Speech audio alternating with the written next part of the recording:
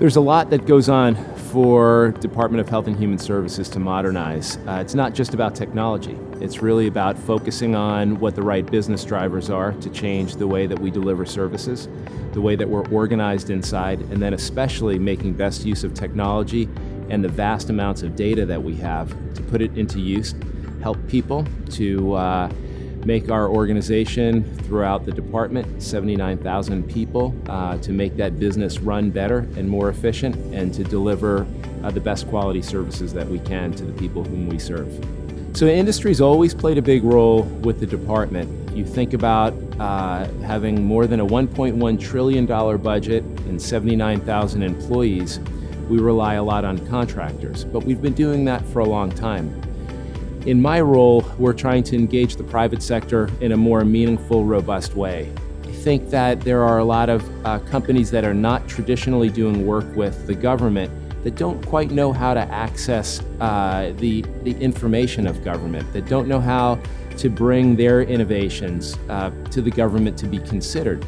And so what we're doing is trying to put a front door on HHS to allow many parts of the private sector that are not working with us today to have an idea about our values and our priorities and our processes to make it easier for them to interact with us. And I think that'll change over the next few years, and you'll see a lot more activity going on within HHS because of that.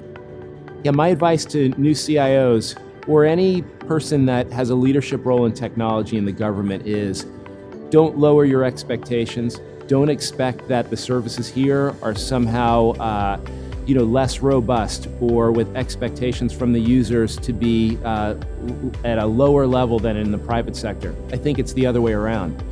We have some of the best technology people in the country here in Washington, D.C. They're running massive infrastructures, and we have very talented people working within the government. I would say, think about the speed that you were working before and double it or triple it. Think about your responsibility. It's going to be larger. And the services that you provide are far more consequential here in Washington than in most places around the world.